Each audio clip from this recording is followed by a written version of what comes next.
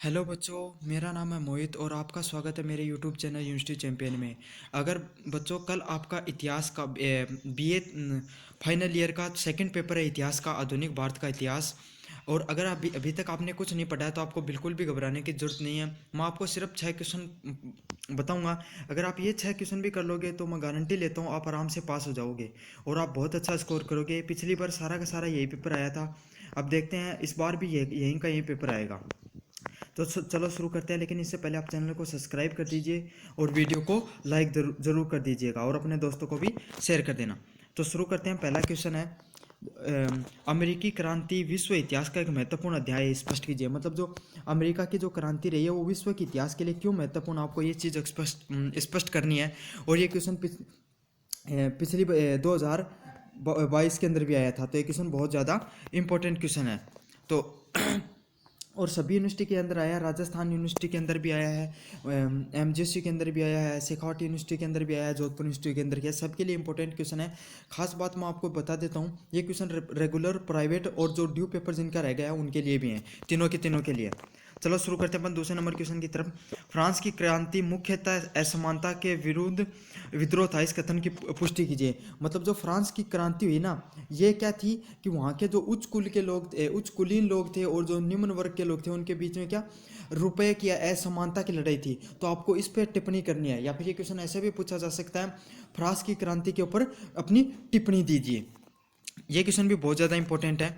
और ये क्वेश्चन नहीं तो इसका जो बी पार्ट का क्वेश्चन है, नेपोलियन के कार्यों की आलोचनात्मक समीक्षा कीजिए। मतलब जो नेपोलियन ने जो कार्य किया या नेपोलियन का जो राज्य रहा था उसके जो कार्यशैली थी उसके ऊपर आपको आलोचनात्मक क्या करनी है, समीक्षा करनी है कि उसके क्या क्या कार्य सही रहे, क्या क्या गलत रहे। अब बढ़ते हैं 3 नंबर क्वेश्चन की तरफ। इटली के निजीकरण में मेजिनी, गोरबाल्डी व केवूर के योगदान की विवेचना कीजिए। अब जो इटली का जो एकीकरण हुआ था, मतलब एक इटली की जो क्रांति हुई थी उसके अंदर मेजिनी, गोरबाल्डी और केवूर के क्या क्या योगदान रहे, आपको इसमें स्पष्ट करना है।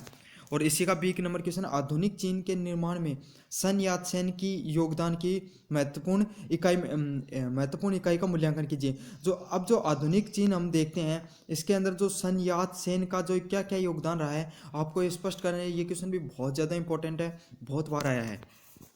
आपको कुछ नहीं करना है। अगर आपको ये जो वीडियो है इसकी अगर पीडीएफ चाहिए तो टेलीग्राम का लिंक मैंने कमेंट बॉक्स में दे दिया है, आप वहाँ से जाके टेलीग्राम ज्वाइन कर लीजिए।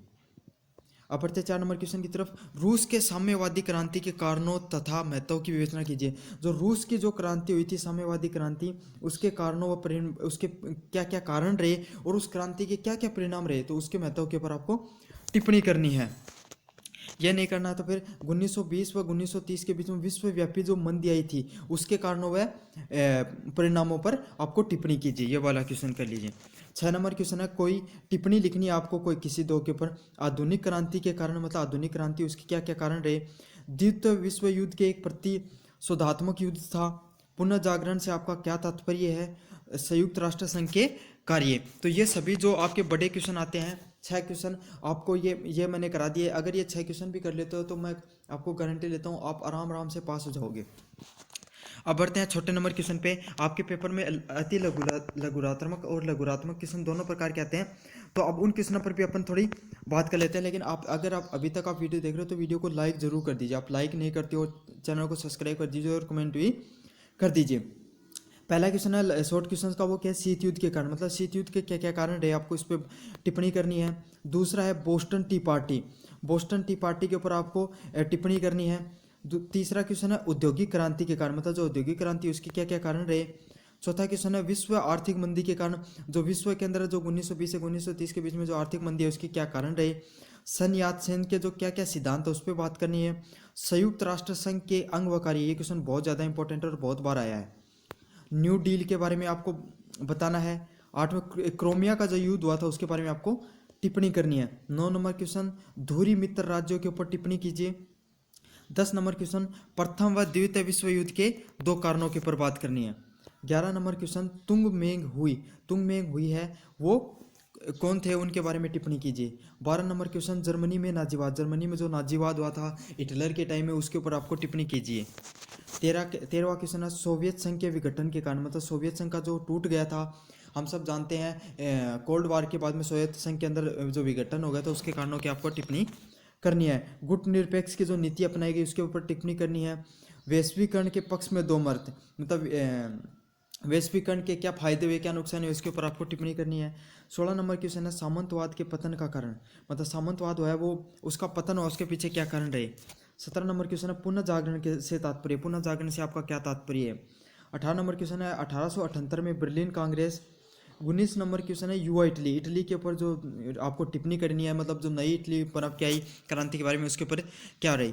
और 20 नंबर क्वेश्चन है धर्म सुधार के दो कारण। अगर आप ये पीडीएफ डाउनलोड करना चाहते हो तो मैंने टेलीग्राम का लिंक दे दिया है, और इस ये पूरा क्वेश्चंस के मैं वीडियो सॉल्यूशन भी बना दिया और इसी चैनल पे डालूंगा, तो आप जरूर देख लेना और चैनल को जरूर सब्सक्राइब कर लेना।